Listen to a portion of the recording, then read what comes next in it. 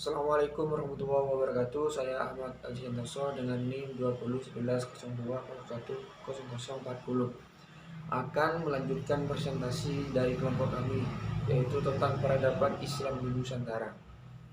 Peradaban Islam di Nusantara dimulai sejak abad ke-13 Masehi. Islam datang ke Indonesia bukan dari negara Arab sendiri, melainkan melalui dari India. Proses Islamisasi itu melalui pernikahan dan juga penyatuan. Proses asimilasi Islam di Indonesia ditandai dengan yang pertama yaitu perdagangan. Sesuai dengan kesibukan lalu lintas perdagangan abad ke-7 sampai abad ke-16 Masehi, perdagangan antar negeri barat, tenggara dan timur benua Asia, dan di mana pedagang-pedagang muslim seperti Arab, Persia dan India turut serta mengambil bagiannya di Indonesia. Mengutip pendapat tim pers berkenaan dengan saluran Islamisasi melalui perdagangan di pesisir Pulau Jawa, UK Taja Sasmita menyebut bahwa para pedagang Muslim banyak tinggal di pesisir Pulau Jawa yang ketika itu para penduduknya menganut agama Islam. Mereka berhasil mendirikan masjid-masjid dan mendatangkan mullah-mullah sehingga mereka jadi banyak yang menganut agama Islam. Yang kedua yaitu faktor ekonomi. Dari sudut ekonomi mereka lebih baik daripada pribumi sehingga banyak dari masyarakat pribumi yang menjadi istri-istri saudagar tersebut, sehingga Islam mudah bisa masuk kepada masyarakat Indonesia melalui pernikahan tersebut dan bisa mendirikan kampung-kampung dan kerajaan-kerajaan Islam sehingga Islam dapat menyebar luas dengan cepat di Indonesia. Yang ketiga yaitu melalui pendidikan. Dengan pendidikan pondokan dan ajar oleh para kiai guru agama, Islam masuk dengan mudah di Indonesia. Yang ke poin keempat yaitu kesenian. Dulu Islam masuk ke Indonesia melalui pertunjukan wayang, sehingga para ulama dapat menyalurkan atau mendakwakan Islam dengan baik karena dulu wayang merupakan pentas seni yang sangat digemari oleh masyarakat. Yang ke poin kelima yaitu politik. Dengan mempunyai seorang pemimpin yang beragama Islam, tentu mudahnya para pengikutnya yaitu mengikuti ajaran Islam juga karena seorang pemimpinnya adalah orang yang beragama Islam. Dan motivasi utama proses Islamisasi ialah faktor ekonomi, yaitu melalui pelayaran dan juga perdagangan serta khusus mendakwakan Islamiyah yang dilakukan para penyiar yang kedatangannya dengan para pedagang. Sejak abad ke-13 Masehi, penyebaran Islam melalui tasawuf termasuk kategori dan berfungsi membentuk kehidupan sosial bangsa yang meninggalkan bukti-bukti tulisan-tulisan pada abad ke-13 dan 18 Masehi. Hal yang bertalian penyebaran agama Islam di Indonesia. Jadi penyebaran Islam di Indonesia itu melalui 5 faktor tersebut, yaitu perdagangan, ekonomi, pendidikan, kesenian, politik. Sekian presentasi dari saya. Wassalamualaikum warahmatullahi wabarakatuh. Assalamualaikum warahmatullahi wabarakatuh. Saya Rafiqul Hojiah, NIM 201102010026 akan menjelaskan tentang teori masuknya Islam ke Indonesia, yaitu teori India dan teori Arab. 1. Teori India, Gujarat. Teori yang dicetuskan oleh G.W.J. Trewes yang lantas dikembangkan oleh Snow Gronje, J.P. Jenapel, W.F. Suterheim, J.P. Mokut, hingga Sucipto Wirjo Suparto ini meyakini bahwa Islam dibawa ke Nusantara oleh para pedagang dari Gujarat, India pada abad ke-13 Masehi. Kaum saudagar Gujarat datang melalui Selat Malaka dan menjalin kontak dengan orang-orang lokal di bagian barat Nusantara, yang kemudian melahirkan Kesultanan Samudra Pasai sebagai kerajaan Islam pertama di Indonesia. Salah satu bukti yang mendukung teori ini adalah ditemukannya makam Malik As-Saleh dengan angka 1297. Nama asli Malik As-Saleh sebelum masuk Islam adalah Marah Silu. Ia merupakan pendiri Kesultanan Samudra Pasai di Aceh. Dikutip dari buku Arkeologi Islam Nusantara 2009 karya Uka Chandrasasmita, corak batu nisan Sultan Malik As-Saleh memiliki kemiripan dengan corak batu nisan di Gujarat. Selain itu, hubungan dagang antara Nusantara dengan India telah lama terjalin. Ditemukan pula batu nisan lain di pesisir utara samudra. Bertanggal 17 Zulhijjah 831 Hijriah atau 27 September 1428 Masehi. Makam ini memiliki batu nisan serupa dari Cambai, Gujarat, dan menjadi nisan pula untuk makam Maulana Malik Ibrahim, salah satu wali Songo yang wafat tahun 1419. Yang kedua, teori Arab Mekah. Teori selanjutnya tentang masuknya Islam di Indonesia diperkirakan berasal dari Timur Tengah, tepatnya Arab. Teori Arab Mekah ini didukung oleh J.C. Van Leur, Anthony H. Jones, T.W. Arnold, hingga Abdul Malik Karim Amrullah atau Buya Hamka. Menurut Buya Hamka, Islam sudah menyebar di Nusantara sejak abad 7 Masehi.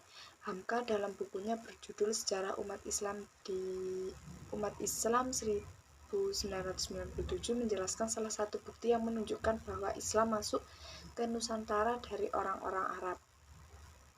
Bukti yang diajukan Hamka adalah naskah kuno dari Cina yang menyebutkan bahwa sekelompok bangsa Arab telah bermukim di kawasan pantai barat Sumatera pada 625 Masehi. Di kawasan yang pernah dikuasai kerajaan Sri itu juga ditemukan nisan kuno bertuliskan nama Syekh Hukunuddin, wafat tahun 672 Masehi. Teori dan bukti yang dipaparkan Hamka tersebut didukung oleh T.W. Arnold yang menyatakan bahwa kaum saudagar dari Arab cukup dominan dalam aktivitas perdagangan ke wilayah Nusantara. Sebagian dari pedagang Arab tersebut kemudian menikah dengan warga lokal dan membentuk komunitas Muslim. Mereka bersama-sama kemudian melakukan kegiatan dakwah Islam di berbagai wilayah Nusantara. Terima kasih dari saya. Akan dilanjutkan oleh rekan saya. Assalamualaikum warahmatullahi wabarakatuh. Nama saya Rika Nurmalasari dengan NIM 2011120101037. Di sini saya akan mempresentasikan teori Persia dan teori Cina.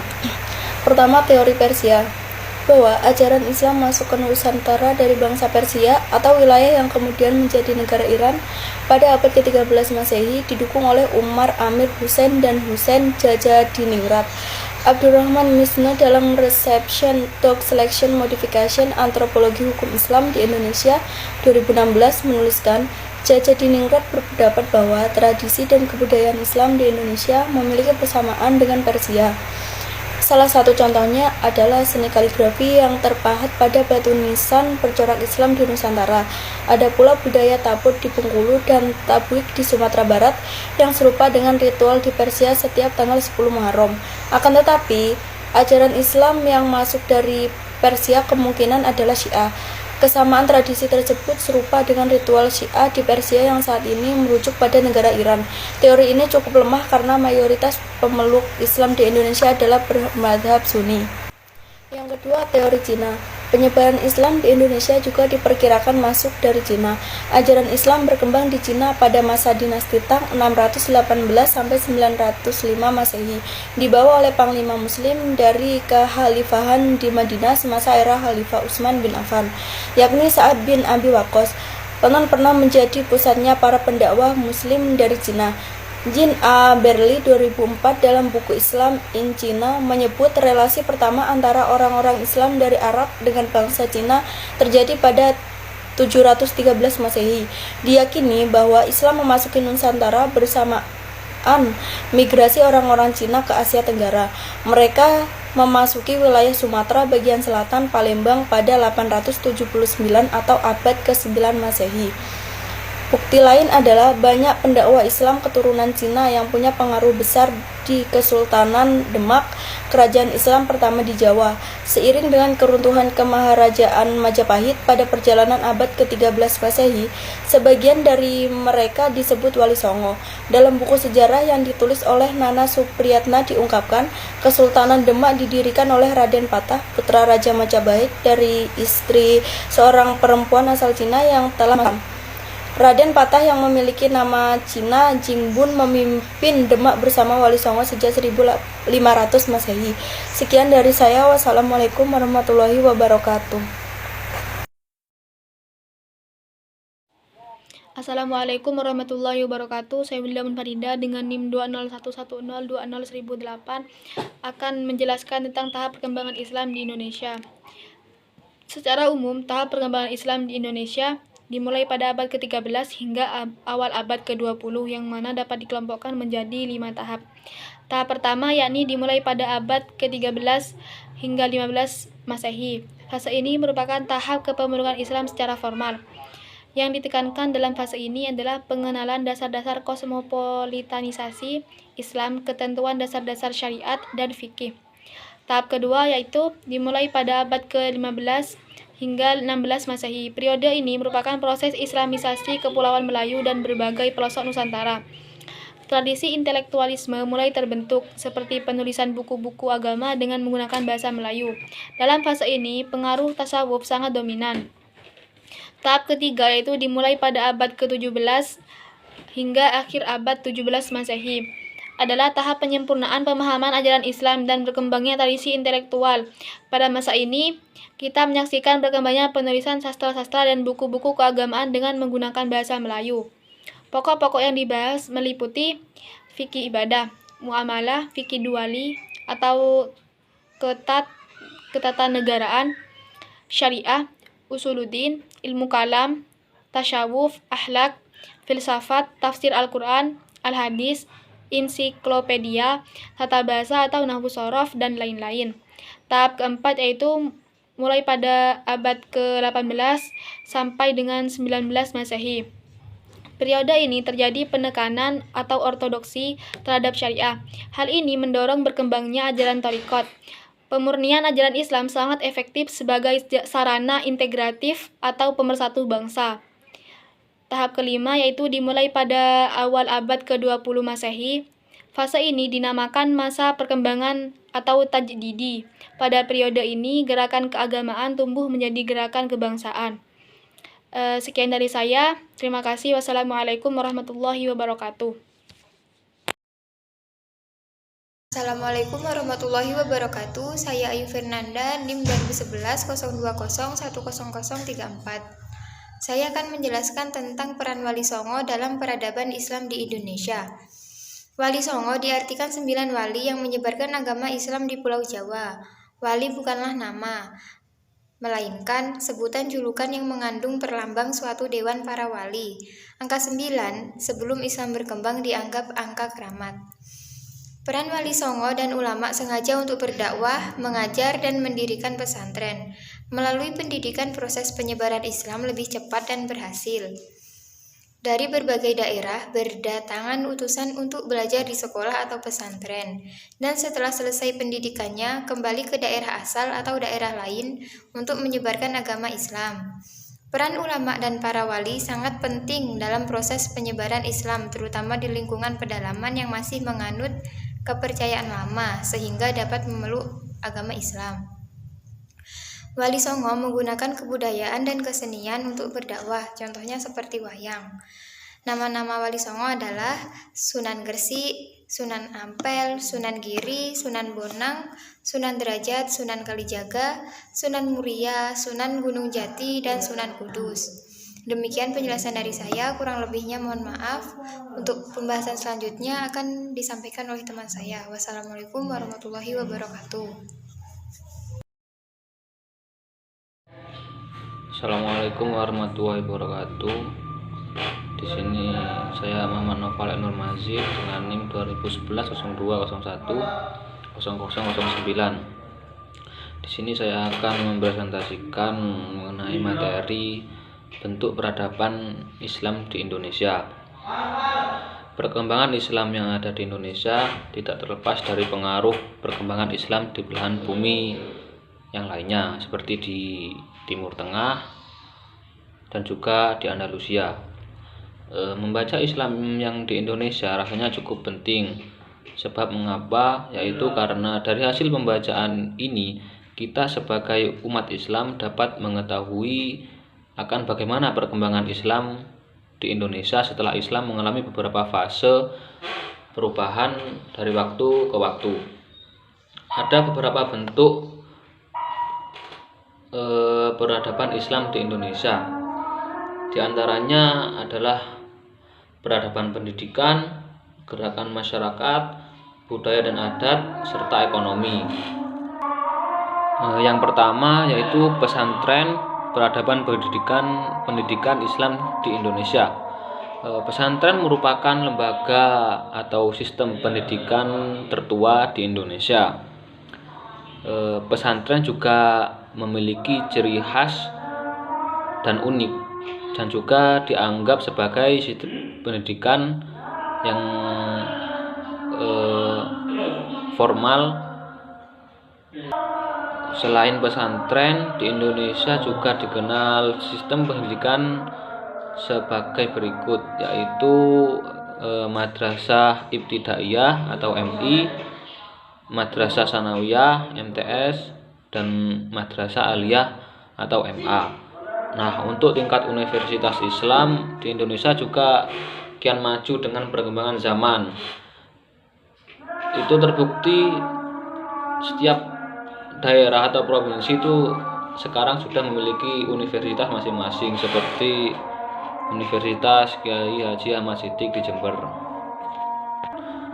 Nah, untuk yang kedua yaitu gerakan masyarakat Islam dan politik. Gerakan ini lahir di Timur Tengah, lalu berkembang menuju Indonesia. Bermula dari pembaruan pemikiran pendidikan Islam di Minangkabau, yang selanjutnya itu dilanjutkan dengan kebangkitan Islam. Semakin berkembang membentuk organisasi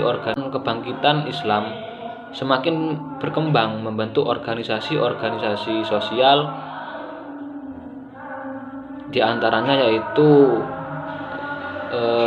Serikat Dagang Islam tahun 1909, Perserikatan Ulama di Majalengka, dan juga organisasi keislaman seperti Muhammadiyah di Yogyakarta, lalu Nahdlatul Ulama, dan lain sebagainya. Tidak berhenti dari itu, gerakan masyarakat Islam dan politik ini berlanjut hingga sekarang.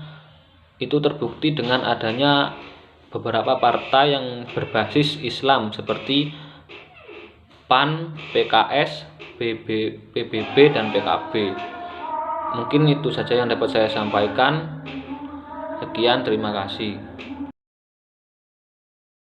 Assalamualaikum warahmatullahi wabarakatuh. Saya Leni Dwi Febrianti, NIM 2011-0201-0001, akan menjelaskan mengenai budaya dan adat istiadat serta ekonomi.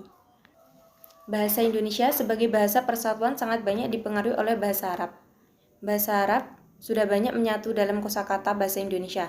Contohnya kata wajib, fardu, lahir, batin, musyawarah, dan masih banyak lagi.